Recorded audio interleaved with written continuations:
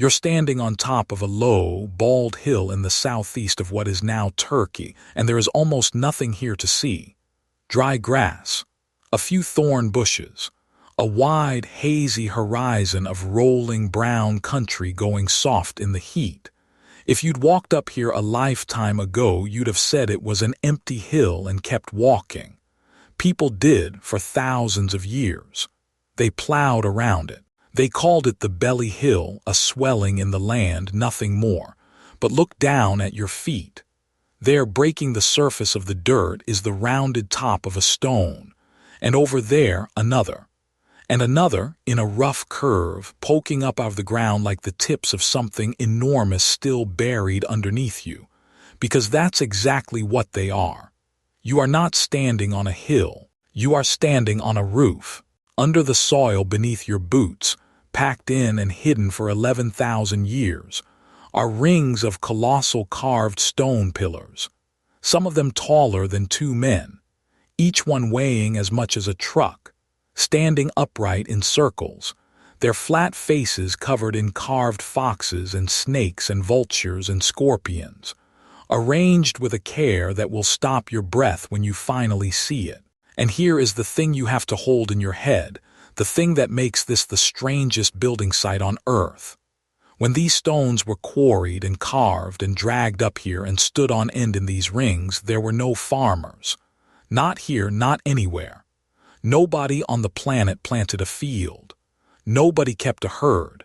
There were no cities, no villages, no pottery, no metal, no writing, no wheel. The people who built this lived by hunting wild animals and gathering wild plants, the way human beings had lived for 100,000 years. And these hunters, these supposedly simple wandering hunters, quarried 10 and 20-ton blocks of limestone with stone tools, carved them like master sculptors, and raised them into a monument 6,000 years older than Stonehenge and 7,000 years before the first pyramid was ever laid. So you ask the only question worth asking up here. Not who. Not even, at first, why. How? How is this even possible? And the answer, when you dig into it, does something I have almost never seen a piece of engineering do. It doesn't just tell you how they built it. It rewrites the order of the entire human story. Let me show you. My name's Dan. I put up buildings for a living. I'm a structural engineer. 20-odd years of hard hats and risk assessments and clients who want it taller, cheaper, and yesterday. Most of what I know how to do is really the art of borrowing. I borrow steel that somebody smelted, cranes that somebody designed, concrete somebody mixed, a supply chain 1,000 miles long that hands me everything I need so that all I have to do is arrange it cleverly and sign the drawings. That's modern building. It's mostly organizing and inheritance. I've stood at a lot of ancient sites and felt small. This one did something different. This one made me feel like I'd been cheating my whole career. Because at every other wonder I can at least tell myself, well, they had bronze, or they had iron, or they had draft animals, or a state with granaries paying the workers. Here, you take all of that away, and then you take away one more thing that I didn't even know was on the table to lose. You take away the farm. Think about what that means for a second, as a builder. Every big construction project in history that I can name runs on stored food. You cannot have hundreds of people cutting and hauling stone for weeks if those people also have to spend every day finding their own dinner. The textbook order, the one I was taught, the one everybody was taught, goes like this. First, humans learn to farm. Farming makes surplus food. Surplus food frees up labor and time, and only then, with full granaries and spare hands, do you get cities, priests, kings, and monuments. Farming first, monuments last. That order felt as solid as a foundation. It's the ground the whole story of civilization is supposed to stand on, and Göbekli Tepe drives a crowbar straight under it, because here is a monument that took staggering organized labor, and it appears to have been built by people who had not yet taken that first step. No farms, no surplus, no granary, and yet this. So the question of this whole video isn't just the engineer's question. How did they move and raise the stones without metal or wheels? Although we'll do that because it's beautiful. The bigger question is the one that keeps me up at night. What if we had the order backwards? What if the monument came first and the farm came because of it? Let me walk you through it, the way I'd walk a nervous client through the whole plan, from the ground up. First, where and when, because the numbers here are so extreme they don't feel real, and you need to feel them before anything else lands. We're in southeastern Anatolia, near the city of Sanliurfa in modern Turkey, on the northern edge of the Fertile Crescent, that arc of land where so many of humanity's firsts happened. The site is called Göbekli Tepe, which means, roughly, potbelly hill for the rounded shape of the mound. And that mound, it turns out, is not natural. It's largely made of the buried remains of the monuments themselves, built up over centuries. Now the date. The oldest parts of Göbekli Tepe go back to somewhere around 9,500 years before the Common Era, and the site was in use for many centuries after that, into the 8th millennium BCE.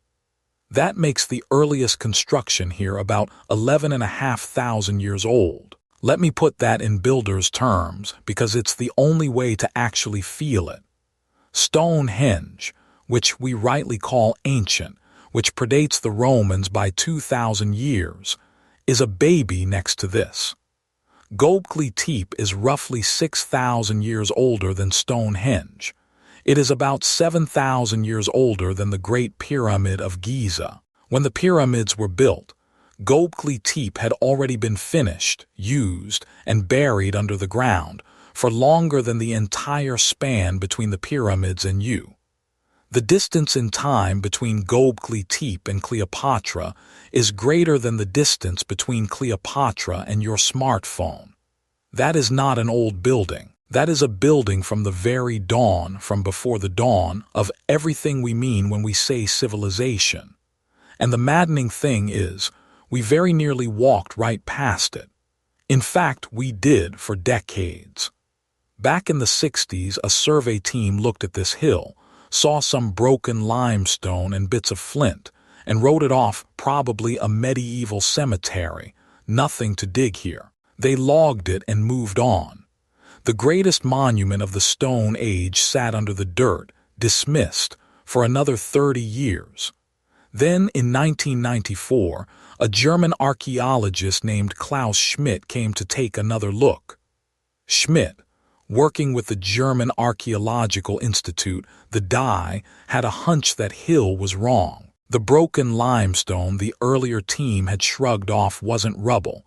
The flint scatter was enormous, industrial, the debris of a huge amount of work. He later said that when he understood what he was looking at, he had a simple choice: walk away or spend the rest of his life here. He stayed. He would dig this hill for the rest of his life, and his name is now welded to it. When I tell you what's down there, I'm leaning on Schmidt's decades of excavation and on the Institute's work, and on his book, plainly titled Göbekli Tepe, a Stone Age Sanctuary. This isn't a legend I'm passing on. It's a dig meticulously recorded and still going. So what did he find once the soil came off?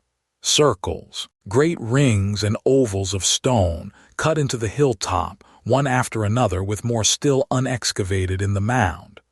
And standing in those rings, the thing that makes Göbekli Tepe unmistakable, the pillars. Not rough standing stones like Stonehenge's lumpy sarsens. These are shaped deliberately, unmistakably shaped into a giant capital letter T, a tall upright shaft and a broad flat slab across the top, like the head and shoulders of something. Around the inside walls of each enclosure stands a ring of these T-pillars, and then, Dead center stand two more, the biggest of all, facing each other like the two most important beings in the room. And the scale. The largest of these T-pillars stand around 5.5 meters tall, pushing 18 feet and weigh, on the best estimates, something like 10 to 20 tons apiece. A single stone, cut from the bedrock, shaped smooth, carried and stood on end by people with no metal and no wheel. I raise things like that with a hydraulic crane and a certified rigging crew, and I still get nervous. They did it with rope, timber, muscle, and flint. But the weight isn't even the part that undoes me.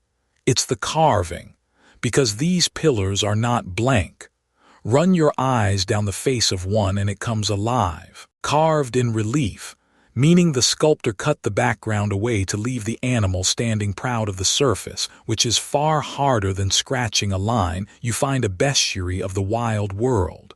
Foxes mid-leap, wild boar with their heads down, snakes pouring down the stone in ripples, scorpions, vultures with their wings spread, cranes and ducks and the long necks of birds. Some of it is so crisp you feel you could name the species. This is not the work of people fumbling toward art. This is the work of confident masters, working in the hardest medium there is, 11,000 years ago. And then you notice the detail that changes what the whole thing is.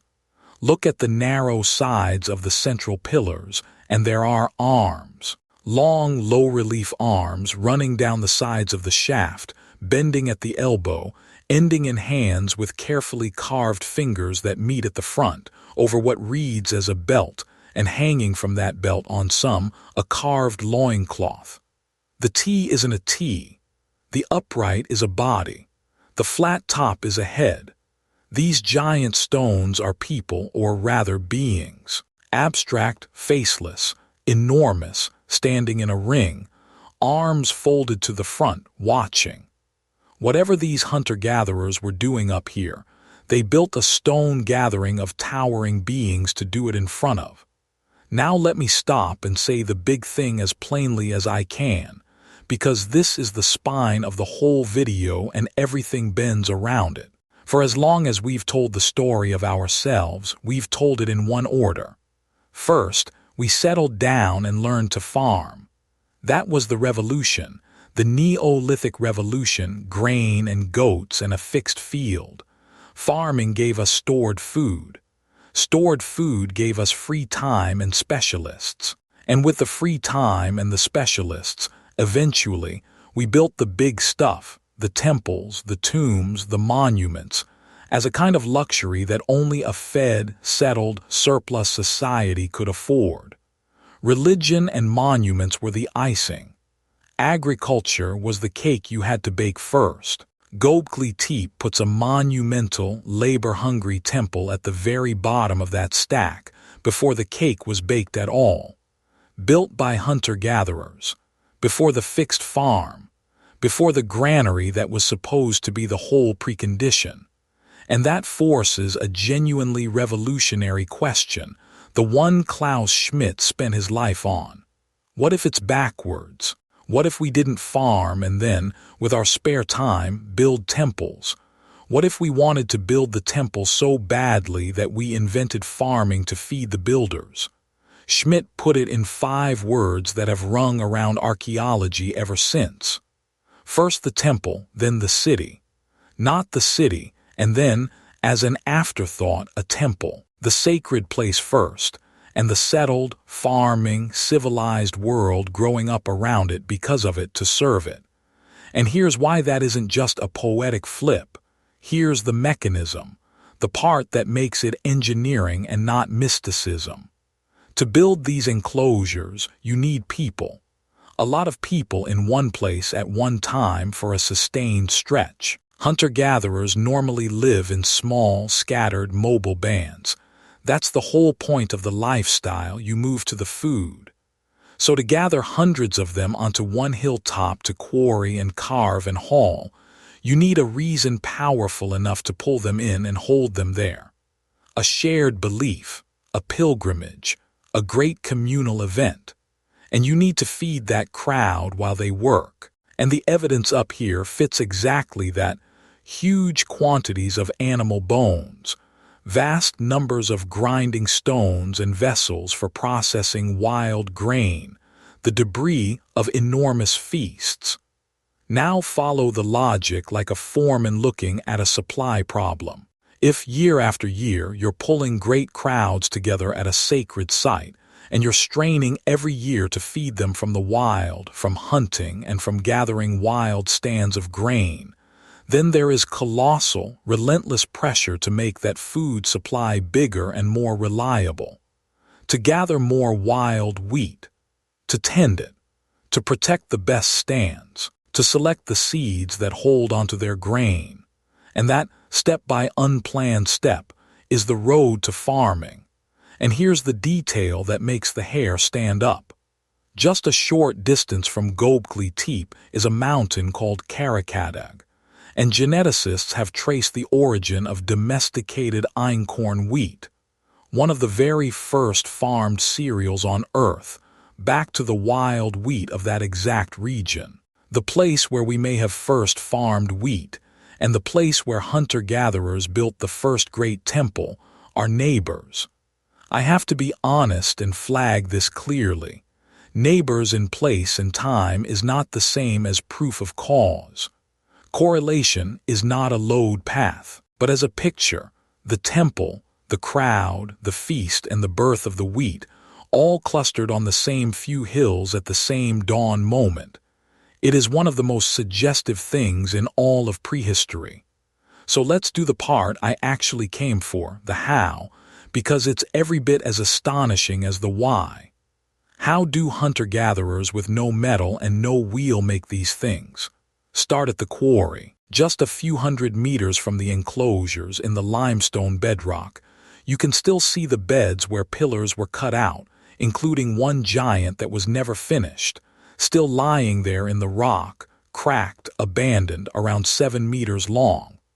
That unfinished stone is a gift, because it shows the method frozen mid-job. They didn't have iron chisels.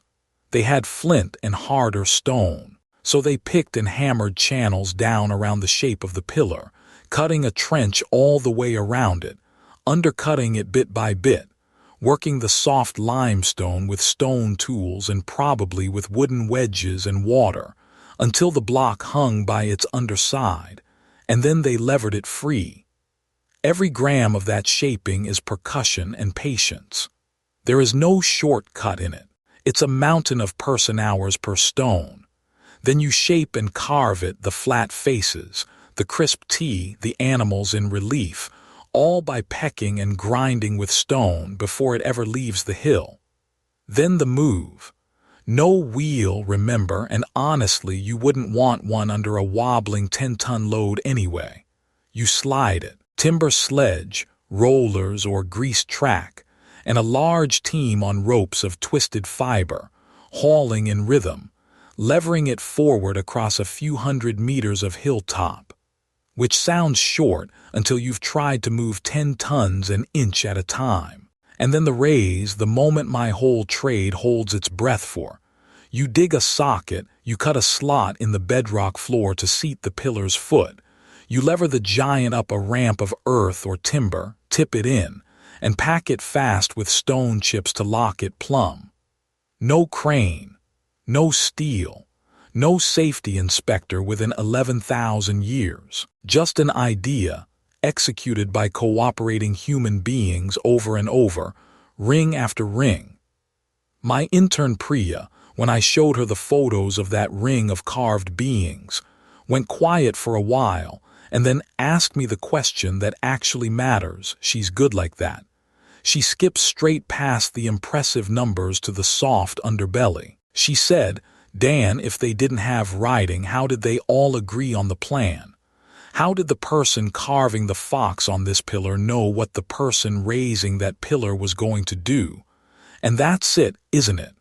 That's the real load-bearing miracle, not the tonnage, the coordination. A shared design, a shared meaning, held in hundreds of heads with no drawing, No memo, no contract, no written anything. And executed to a standard my sites struggle to hit with a document management system and a project manager whose entire job is stopping people from misunderstanding each other. My foreman Mike would take one look at a 10-ton stone with no lifting points, no method statement, and no exclusion zone, and refuse to start. And he'd be right to. Try getting that past a modern safety inspector. And these people did it with the whole thing existing nowhere but in a shared belief so strong it moved rock. And now the twist that genuinely made me put the book down and stare at the wall. They buried it. On purpose. The enclosures at Göbekli Tepe were not abandoned to slowly silt up and be forgotten by accident. At a certain point, deliberately, the people packed each one full, filled the whole ring back up to the top with rubble and soil and debris, burying the giant pillars they had labored for generations to raise. That is why the site survived so astonishingly well, and it's why it looked like a plain hill for 11,000 years. They entombed their own temple. As a builder, I cannot tell you how strange that is. We don't do that. You do not spend the equivalent of decades of your society's total spare labor raising a monument and then, carefully by hand, bury it whole. And I'll be straight with you because I promised accuracy over a good story. We do not know why. It's genuinely debated. Maybe each generation's enclosure was ritually closed and retired to make way for the next. Maybe the act of burying was itself the point, a kind of sacred sealing. The picture is still being argued and revised as they dig. What we can say is that the burial was intentional, enormous, and repeated, and that it accidentally handed us the best preserved window into the Stone Age mind that exists anywhere on Earth. And here's what turns Göbekli Tepe from a freak, a one-off, an impossible outlier into something even bigger. It is not alone. For a while you could tell yourself it was a fluke, one weird genius site, one strange hill. Not anymore. Archaeologists now know Göbekli Tepe is one of a whole family of related sites scattered across these same uplands, a landscape they call the Tas Tepeler, the Stone Hills. The most famous sister site is Karahan Tepe, not far away, with its own carved pillars and its own extraordinary chambers cut into the rock. This was not a single miraculous temple standing alone in an empty world. This was a whole region, a whole culture of monument builders, working in the same tradition, at the same deep dawn of time. The scale of the thing keeps growing under the archaeologists' trowels, and we are, honestly, only at the beginning. Most of Göbekli Tepe itself is still under the ground, unexcavated right now. Now I owe you the honest complication, out loud, because a channel that only gives you the clean, thrilling version is lying to you, and the truth here is better anyway. The tidy headline, a pure temple built by wandering hunters who lived nowhere near it and just came to worship, is being questioned by the people who dig here, and it's being questioned by good evidence.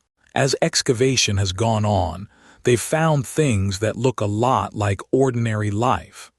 Cisterns cut to catch water, huge numbers of domestic tools, evidence of processing food on site at scale, hints of buildings that read more like dwellings than shrines, which raises a real possibility that Göbekli Tepe wasn't only a temple that people visited and left, that people may also have lived here, at least seasonally, maybe more. So the sharp, simple slogan, a temple with no town, the very thing that made the story go around the world, is now genuinely contested. Some argue it was more of a special settlement, where the sacred and the domestic were tangled together from the start. And you know what?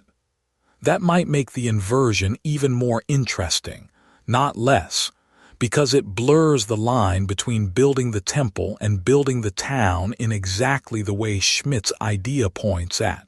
But I'm not going to hand you the slogan as a settled fact when the specialists are still arguing. What is not in doubt? Hunter-gatherers, no farming yet, no metal, no wheel, built something monumental and coordinated and sacred. The exact label we hang on it, temple, settlement, or both at once, is being worked out with a trowel, 1 square meter at a time. So let me bring this back around to you, because I didn't drag you up onto a bald hilltop in Anatolia just to be impressed by old rocks. There's a mirror here, and it's pointed straight at how you think about your own life. We tend to assume that the practical stuff comes first, and the meaningful stuff comes after. Get the job, get the money, get the house, get secure, and then, once all that's handled, once there's surplus, you'll have time for the things that actually move you. The meaning is the icing. The bread comes first. That is the exact same order Göbekli Tepe just broke. Because what these people seem to be telling us across 11,000 years of silence is that it can run the other way. That the sacred thing, the thing they gathered for, the thing they cared about enough to move mountains of stone, that came first. And the practical revolution, the farming, the settling, the whole apparatus of civilized life, grew up afterward in service of it. They didn't get comfortable and then reach for meaning. They reached for meaning, and it dragged the comfort into being behind it. Belief, not bread, may have been the thing that actually built the world. And I find that genuinely consoling, standing here as a man who's spent his life on the practical end. Because it means the thing you keep telling yourself you'll get to once everything else is sorted, the work that moves you, the thing you'd build for no good practical reason at all, maybe that isn't the luxury you do last. Maybe that's the foundation, the thing you build first, the pillar the rest of your life arranges itself around. These hunters bet everything on that before they had bread in the barn. And 11,500 years later, we're still climbing their hill to feel it. So here's my question for you, and I read the comments, all of them. What's your Göbekli Tepe? What's the thing you keep putting off until the practical stuff is handled? The thing you'd build first if you really believed it could pull the rest of your life along behind it. Tell me down in the comments. And tell me this too. Before today, had you even heard of this place? Because I think it's the most important site most people have never heard of. And I genuinely want to know how far this story has traveled, and in what shape it reaches you. I'm going to head back to my own site, where Mike is going to hear me say they raised 18-foot, 20-ton carved pillars with flint and rope and no farms to feed the crew, fold his arms, and tell me he still can't get a delivery slot for Thursday. And Priya's question, how did they all agree with no riding? I still don't have a clean answer for her, and I've decided I like it that way. Some of the best questions don't close. If standing on a buried hill and watching the whole order of history quietly flip over did something to you, no aliens, no lost super race, just hunter-gatherers who wanted the sacred badly enough to invent the world to get it, then subscribe. And come back, because next time I've got another thing that's still standing and still showing us up. My name's Dan. Mind the load. And the next time someone tells you civilization began with a farm, take them to the Belly Hill, put their hand on 11,000 years of carved stone, and tell them the truth. It may have begun with a temple, and the farm came running after.